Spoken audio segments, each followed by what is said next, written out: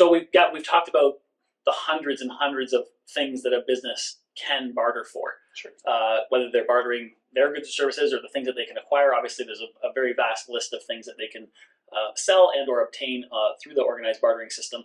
What about the shorter list of things, the things that can't be bartered for? Maybe touch on that for a second. Sure. I mean, the first thing is you shouldn't or can't barter for anything that's illegal. So if something's not legally, something you can't purchase legally in the Canadian economy, being that you're bartering for it doesn't also make it legal. So anything in that case would be off limits. The other thing that you can't barter for is insurance premiums in Ontario, and that's based on a ruling which probably should rule differently, but that's okay. But insurance premiums are something that has been specifically you actually have to pay Canadian dollars for. Right. So that's underwriters want to make sure that there's Canadian dollars exchanging for those premiums. Yes, correct. Yeah. Makes sense. That's the thing. And then another thing that comes up, that not that you can't barter for, but things with a really low margin are a lot harder to barter for. Things like computers and stuff like that, where there's small appliances. Yeah, that type of stuff is very hard to not that it's impossible. We do get it as well through our exchange. Also, people get it through direct exchanges, but it just isn't as common. Right. Yeah. Actually, maybe I should just touch on that for a second in terms of cost of goods and margins and that sort of thing. And so, what Gavin means by that is like anything that has a high cost of goods or a low razor thin margin is generally a much harder thing to obtain through the barter system.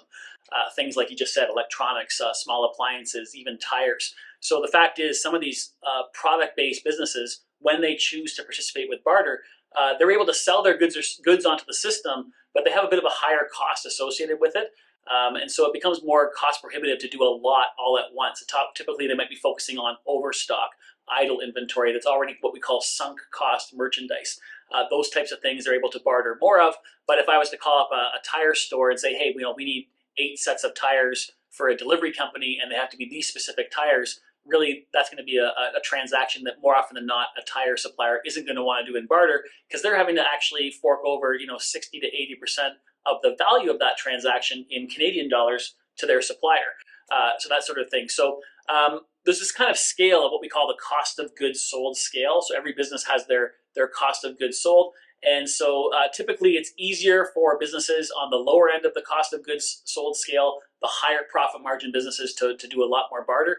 But we do have, businesses in every category. It just, it goes back to the mindset of the business owner. A tire dealer that loves the idea of bartering, can make it work no matter what the math kind of lays out. But it's generally, that's some of the principles behind sort of cost of goods and margins. But the key there is to only factor in your incremental cost, right? You don't want to be factoring in the fixed overhead of the business. Regardless of how many rooms a hotel sells in a night, they're going to be paying all of their, property maintenance insurance costs and insurance for the building and front desk staff and salaried employees, and everything's a fixed overhead except for the incremental cost of turning over that empty room, which is, new amenities, soap and laundering the sheets and cleaning the room.